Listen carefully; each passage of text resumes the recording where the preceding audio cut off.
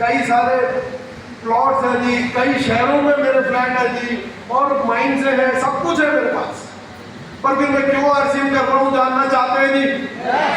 तो देखिए, इस आरसीएम मेरे को समझ में आया था कोविड के दौरान। कब समझ में आया? और उस कोविड में जब दूसरा कोविड आया था, सेकंड वेव आई थी, तो उस सेकंड वेव में रोजाना लाखों लोग इस दुनिया से रुखसत हो जाते हैं। लाखों लोग रोजाना की संख्या में मर रहे हैं। और भीलवाड़ा जो कि लगभग सोलापुर जितना ही है, तो रोजाना वहां के अखबार में खबर पड़ता था, आज 100 आदमी इस दुनिया से चले गए, आज 125 आदमी चले गए। ऐसा ही हो रहा था ना सोलापुर में भी। तो मुझे लगा, एक दिन बैठे बैठे विचार आया कि यार अभिषेक छाबड़ा, तू कौन सा अमर पैदा हुआ है? अगला विकेट तेरा भी उड़ सकता है, और अगर तेरा विकेट उड़ गया तो क्या होगा? मन में एक विचार आया कि अगर मुझे कुछ हो जाए तो मेरी कंट्री को कौन संभाले, उन माइंड्स को कौन संभाले? क्योंकि उस वक्त मेरा बेटा 6 साल का था। कितने साल का? और मेरी बीवी को न फैक्ट्री के बारे में कुछ आता, ना माइंस के बारे में कुछ आता, तो ये कौन संभालेगा? ये सब तो बंद हो जाएगा, और न केवल बंद होगा बल्कि घाटे में करोड़ों रुपए का नुकसान देकर के बंद होगा। तो मैंने कहा यार, ये तो मेरे परिवार को सुरक्षा नहीं है, सुरक्षा के ऊपर खड़ा कर रखा है। और वही आरसीएम अभियान को जब मैंने देखा और समझा, तो एक बात आज आप लोगों को बताना चाहता हूँ। इस आरसीएम अभियान में 90% लोग इसको पैसा कमाने का जरिया समझते हैं और शुरू हो जाते हैं कि चलो पैसा कमा लिया जाए, और 99% लोग अपनी जिंदगी में कुछ इनकम कमा ली जाए, केवल इतना सा समझ के इस आरसीएम अभियान को करते हैं साथियों।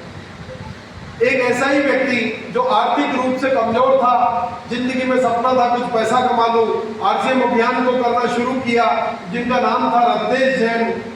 आरसीएम अभियान से जुड़े, उससे पहले आर्थिक हालात ठीक नहीं थे, आरसीएम अभियान में जुड़े, काम करना शुरू किया, आरसीएम अभियान के सफाया बने, 10 लाख रुपए महीने की इनकम लेने लगे। अच्छा घर, रायपुर छत्तीसगढ़ के रहने वाले हैं, तो वहाँ छत्तीसगढ़ के रायपुर में वहाँ की सबसे महंगी कॉलोनी में मकान बनाया, गाड़ी ली, बंगला लिया, और अपने बच्चों को वहाँ की नंबर 1 स्कूल में एडमिशन करवा दिया। सब कुछ बहुत बेहतर चलने लगा साथियों। पर आज के लगभग 17-18 महीने पहले एक रोड एक्सीडेंट में उनकी डेथ हो गई। पर उन्हें भी नहीं पता था कि अनजाने में वो एक ऐसा महान काम करके गए हैं कि आज 18 महीने से वो इस दुनिया में नहीं है। पीछे हालात बता दूं आपको, उनकी पत्नी है, 2 बूढ़े माँ बाप हैं। बूढ़े माँ बाप इतने बूढ़े हैं कि शायद ठीक से चल नहीं सकते, और बच्चे, एक छोटा बेटा 5वीं कक्षा में, बड़ी बेटी 10वीं कक्षा में पढ़ती है, तो वो कुछ नहीं कर सकते। एक अकेली महिला पर ये जिम्मेदारी आ गई कि उन दोनों बूढ़े माँ बाप को भी संभालना है, दोनों बच्चों की परवरिश भी करनी है, और जो कमाने वाला था वो इस दुनिया से चला गया। सोचो इस परिवार की क्या हालत होगी।